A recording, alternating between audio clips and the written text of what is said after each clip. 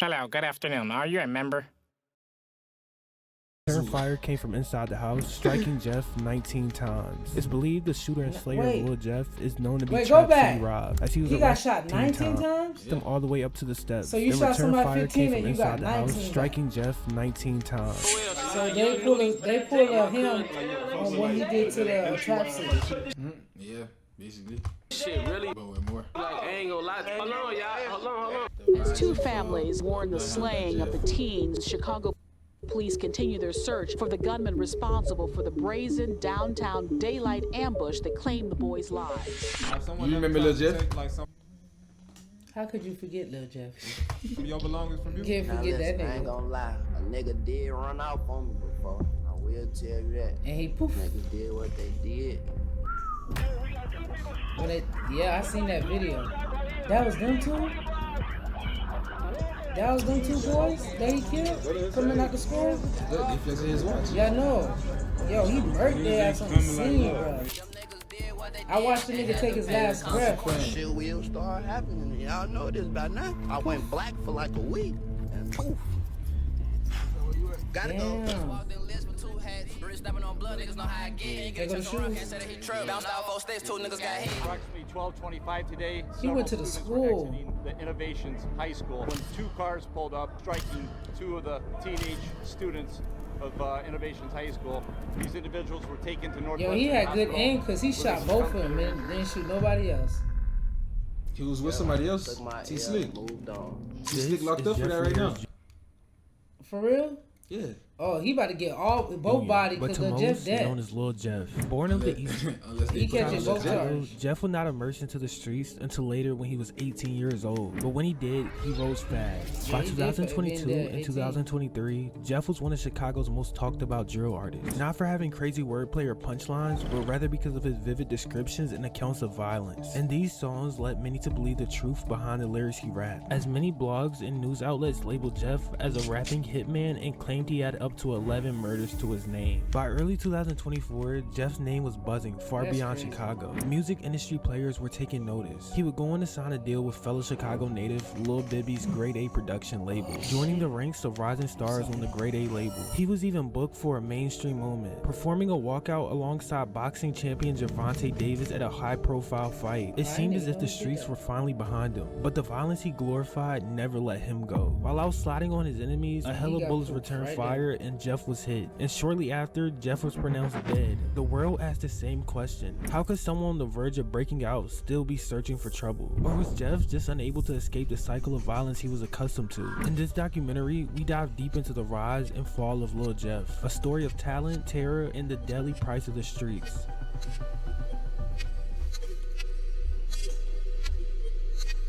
Born with innocence. July 14, 2002, Lil Jeff was born on 79th in Maryland in the Chatham neighborhood on the east side of Chicago. Growing up, Jeff was surrounded by the streets. His father, Jeffrey Harris Sr., had ties to the gang 068C block around the area of 79th in Maryland, but primarily on 68th and Chaplin, where his father had ties to the same block Jeff would later go to war with. Jeff would later note his father was never around much because he was too invested in the streets. Yeah, his daddy went to his funeral. That left Jeff with only one. Even his daddy was at his funeral.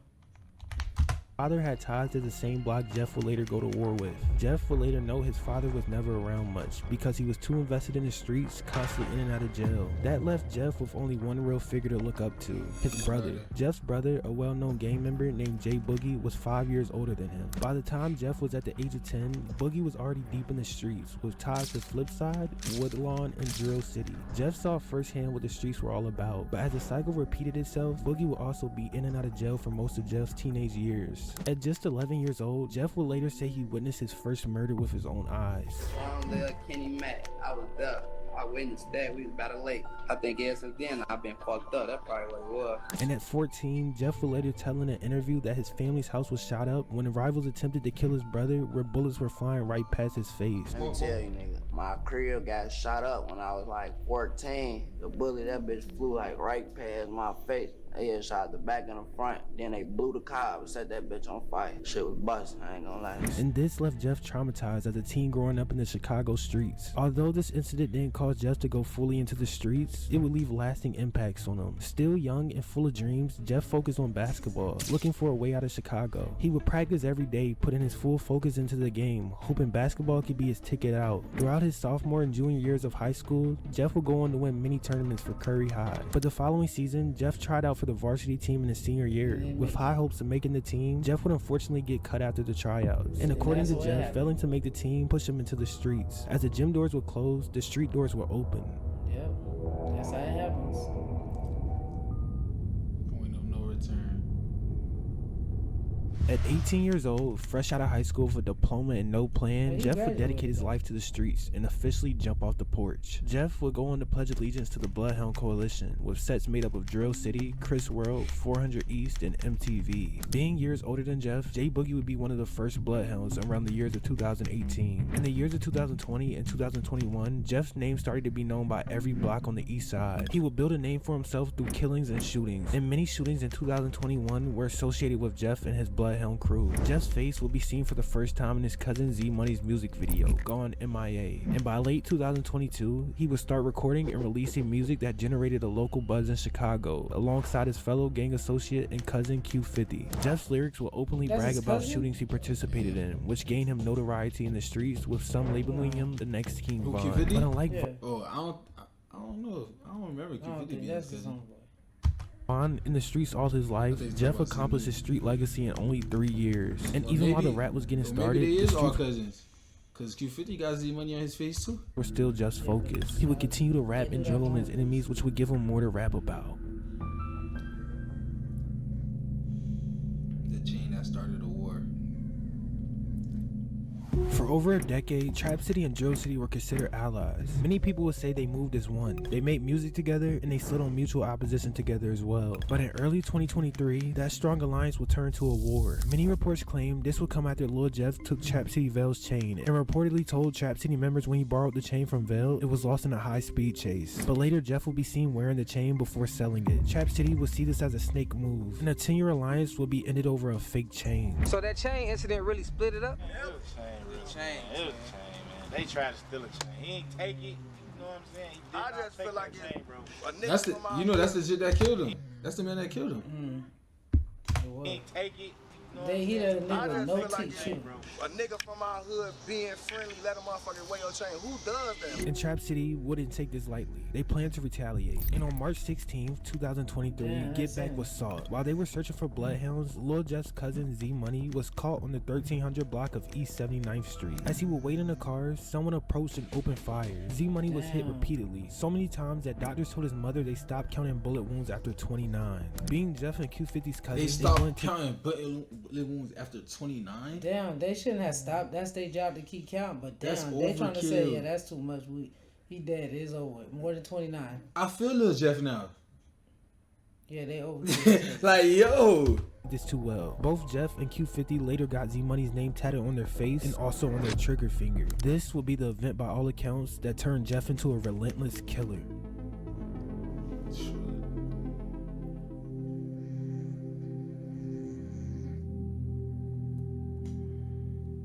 Weeks that'll follow Z Money's passing, the Bloodhounds were desperately out hunting for revenge on Trap City and anybody who would diss on Z Money. On April 9th, 2023, weeks after Z Money's death, a man called Pooh, affiliated with Trap City, would be the first of many bloodshed after Z Money. Pooh was found shot multiple times in front of his house. Jeff would later take online and say Pooh had been dissing Z Money, which was the reason for his death. Following Pooh's passing, Jeff referenced in his song In Your Home, where he rapped about waiting outside someone's house and catching them in front of their house. Details that match the exact crime of Pooh's murder. And ain't one time, last nigga got chased all the way in his home. Fuck Lil, roll him up, put his ass in every song. I ain't doing no right, this shit out the dome. Nigga play, he lay, we bust his dome. Ain't smoking on Z, get filled up a chrome. Lil Pool did Z, now Lil Pool gone. You know that shit never take too long. Laying in the nigga grass until he come home. Niggas think shit a gang till a nigga get smoked. With Pooh being the first to fall from Trap City, a couple months later the Bloodhounds were seeking for more blood. And on June 25th, 2023, a 19-year-old named Lil, real name Jalil Goins, would get into the backseat of a Lyft in the Little Italy neighborhood of Chicago. Before the driver could even pull off, someone someone walked up and shot through the rear window, killing Lil. Following Lil's death, Jeff would state in multiple songs that he caught an op in a fishbowl lift and killed them. The driver of the lift would later recall that he was running stop signs to reach the hospital and would turn to Lil, telling him that he was taking him to the hospital, where Lil said okay, which those would be Lil's last words. A couple shootings later would happen too, including T3 from Trap City getting shot and Glenn from Trap City getting shot 15 times and surviving. The Bloodhounds were making it known that Z-Money's killing would not go unaccounted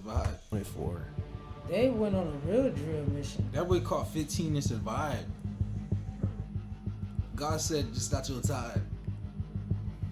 While the war was turning up between Drill City and Trap City, Jeff would fully start rapping and putting out hits, telling the story of the ongoing street violence through his music, graphically describing the slaying of his ops, how he robbed people, and his use of drugs. Jeff would be pushed to rap by Rel Vert, who was the cousin of the late Lil Scoom, and all were members of Bloodhound. So his first track, Lil Scoom is Vert cousin.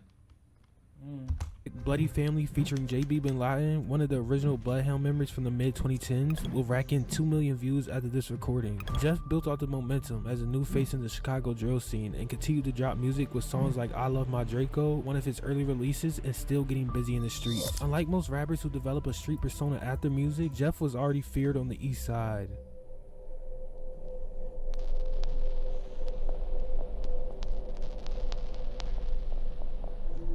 BKN, also known as Nitty Block, from the west side of Chicago, got tied into the Bloodhounds through Rel Vert. Vert would be the first member of the Bloodhounds to build a bridge with the west side set BKN, and later you could see Lil Jeff hanging around BKN members in vlogs. With the Bloodhounds at war with Trap City, Jeff started spending more time with BKN members and got closer with 2 specific members named Monty and Lil Rob. Later in January 2024, while hanging out with 5 members of BKN, including Monty and Lil Rob, they would ask Jeff to take a picture with his jewelry, and unbeknownst to Jeff at the time, because he thought they were locked in, they would run off with Jeff's jewelry, leaving him shocked. They would take 2 watches and a chain. They would take to Instagram taunting Jeff, saying they hit a 50K lick on him. The taunting continues, shown in a vlog where they called Jeff and asked him where his watch was at. Like I said, shout out Baby Drill, shout out my big cousin show.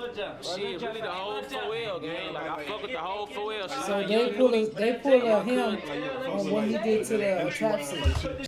Yeah, basically. Shit, really? But with more. Like, I ain't gonna lie. Hold on, y'all. Hold on. I ain't gonna lie. Put that J in now. But that same trolling will lead 2 people to a later death sentence. Because 6 days later, on Friday, January 26, 2024, Monty and Lil Rob were seen exiting Innovations High School at approximately 12:30 p.m. The 2 walked out on their lunch break when 2 vehicles suddenly approached. 4 gunmen would exit the vehicle and let off a barrage. T-Slick. Wait, it's 2 T-Slicks? No, I think it's the same one. No, that's it. Barrage of bullets. Both Monty and Lil Rod were struck multiple times and bystanders ran for cover. The boys tried to run but soon collapsed near the elevators. They would be rushed to the hospital but both pronounced dead on the scene. 4 people later would be charged in the attack, one being Lil Jeff, and 2 other Bloodhound members, T-Slick and J-Mo, charged with 2 counts of first-degree murder. But just 15 minutes after the hit, Jeff, quick to take credit, posted a video on the same stolen Infinity bragging about the murder. 30 seconds of fame, one worth it. So I'll try to tell these niggas that shit don't even be worth it half the time. All the time. The shit like this is like some shit like the whole city could tell you if they ain't do shit, they let me walk out that door. That was the worst thing. Worst option possible, let me leave out the door. Shortly after, Jeff would get 10 teardrop tattoos falling down his neck, with 2 associated with Monty and Lil Rob. Weeks later, Jeff would drop the track Ah, which many people associated as a tribute to the murders. Rich stepping on blood, niggas know how I get. Ain't get a chance to run, can't say that he trip. Bounced out 4 sticks, 2 niggas got hit. If I get mad enough, the shit will start happening. And y'all know this by now. I went black for like a week, and poof. Where you at? Gotta go after that one. I don't live them niggas though.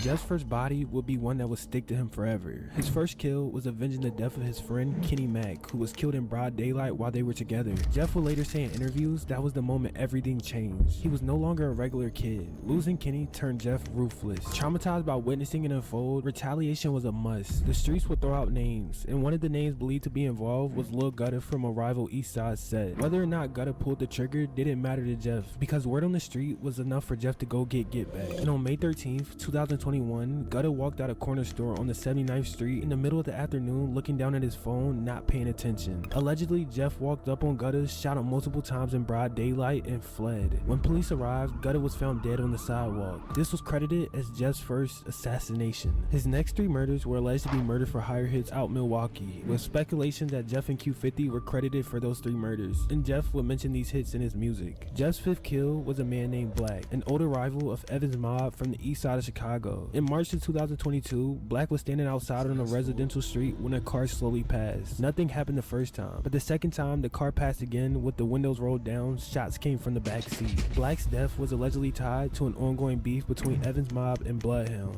A man named Trayvon Dix was arrested for the murder, but many believe he was a driver and Jeff was a shooter, and Dix would take the fall for the murder, while later Jeff would go on to brag about the hit in his song. As Jeff approached his 6th kill, it became normal for him. This kill took place in April of 2023, the kill that avenged Z-Money's death, when Jeff went on to kill Lil Pooh as mentioned earlier. Jeff would later state disrespecting Z-Money came with consequences, and mentioning the exact details of Pooh's murder in his song. Months later, on the 1300 block of West Taylor Street, Jeff allegedly killed Lil as mentioned earlier, and Jeff would later go on live claiming responsibility. Jeff's 8th murder was linked to another Milwaukee murder for hire. His 9th and 10th murders were a double murder in November of 2023, execution style. Lil Deuce from DMG and D Money from Hattyway.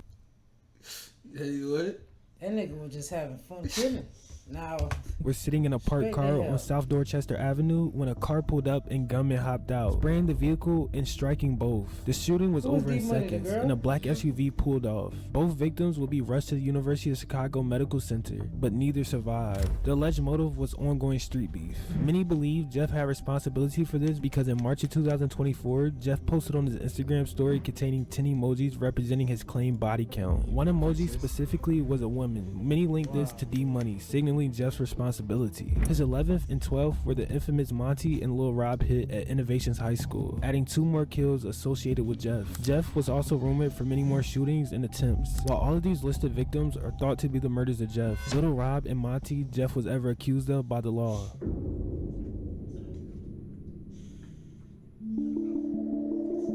They got his ass back in the worst way.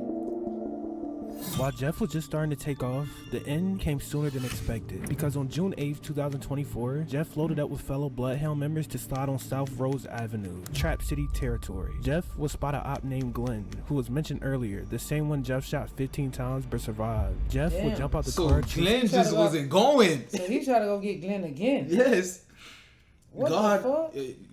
Or Glenn better go to church. Or he might have some woo on him. No. Glenn? If someone don't know about Glenn, he might got some woo. Nah, Chicago don't even know about that. Okay, we don't know what Glenn know. Nah, Glenn need to go to God. True. Glenn has a that's like for safety. 15 times to survive it, and when he come to get you again, his is missing or is jamming. That's crazy. That man already got shot 50 to a house. times. Jeff chased if that happened in Miami, everybody goes. The return fire came from inside the house, striking Jeff 19 times. It's believed the shooter and slayer of Lil Jeff is known to be Trap City Rob, as he got shot 19 times. Them all the way up to the steps. So you shot somebody 15 and you got 19 house, striking Jeff 19 times. It's believed the shooter and slayer of Lil Jeff is known to be Trap City Rob, as he was arrested for this killing but later let go for self-defense reasons. Jeff will be seen on camera in all black falling to the ground. Other members present picked him up and rushed him to a nearby hospital. 58 shell casings will be recovered from the scene, and Jeff picked him up and rushed him to gonna go by the steps. Knowing them niggas inside shooting, they could have shot their ass too. Nearby hospital. 58 shell casings will be recovered from the scene, and Jeff will be pronounced dead at just 21 years old. That nigga was wildin'. He had to know his time was coming though. He was tripping. Yeah, but damn. The rise was real. That nigga started catching by quick, yeah. And then that fall was just. That shit was a major fall. Poof. Y'all motherfuckers to subscribe to Foreign TVO. Don't give a fuck. Better subscribe, motherfucker. If not, security gonna get your ass. Pop, pop.